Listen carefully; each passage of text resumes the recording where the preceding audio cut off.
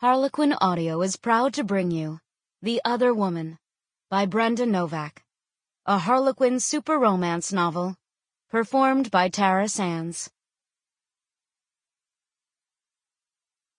Chapter 1. Elizabeth O'Connell wasn't sure she could tolerate another minute. This was her fifth blind date in as many weeks, and each of them had been significantly worse than the one before. "I heard what happened with your ex-husband." Carter Hudson, the tall, dark-haired man seated across from her at the new Dundee Inn and Steakhouse, reached over to touch her hand. "It must have been a terrible ordeal."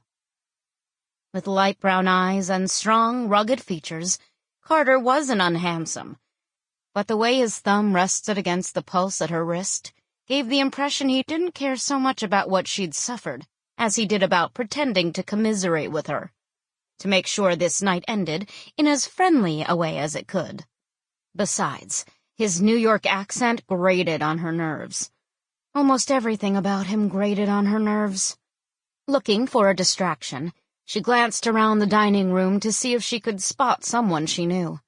She'd lived in Idaho for less than 2 years, but Dundee was a town of only 1,500 people, and she'd already become acquainted with many of the locals. Unfortunately, it was a Thursday in late May, the height of the tourist season. She saw no one familiar. City slickers and yuppies drawn to the area by the Running Y Ranch, which offered visitors an authentic Western vacation, filled the steakhouse. Liz, while stubbornly keeping her smile in place, wished the waitress would arrive with their dinners and tried to focus. "It wasn't easy," she said, "but it's over now. Thank God." Carter didn't take the hint. "And yet you're on friendly terms with him. Wasn't he on the phone a moment ago?" Keith, her ex, was attempting to fix the wall at her new store.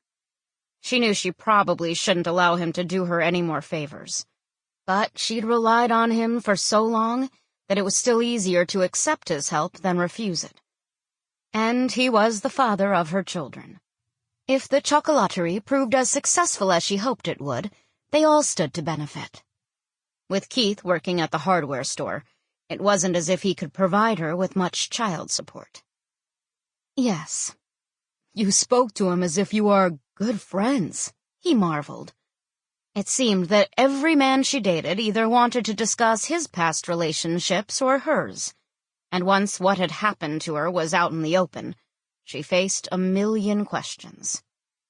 She used the excuse of taking a drink of water to shift her hand. "I don't see any reason to be the stereotypical ex-wife." Carter relaxed in his chair with easy grace.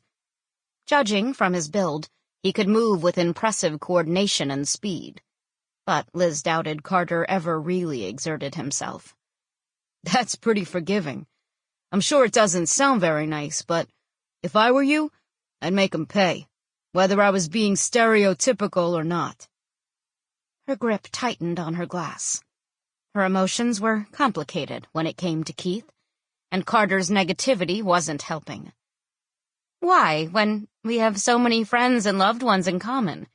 Maybe it'd be different if we lived in a big city, but in a town like this, we have to deal with each other every day." "You're serious? You can take what he did as though it was nothing?" "We have 2 children together," she said, hoping he could understand the point of that, if nothing else. Carter reacted with a snort of incredulity. "From what I've heard, he has 3 more with your brother's wife." Liz told herself to count to 10. She itched to get up and walk out, without an explanation, without a backward glance. But she couldn't. She loved Senator Garth Holbrook and his wife, Celeste, who'd set up this dinner date. She didn't want her behavior to reflect poorly on them.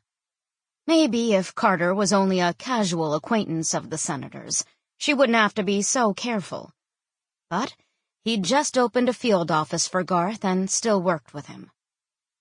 "She wasn't my brother's wife at the time," she said. "No, you were both married to Keith." The waitress approached, carrying 2 plates, and Liz sat back in relief. But the arrival of their food didn't distract Sample complete. Ready to continue?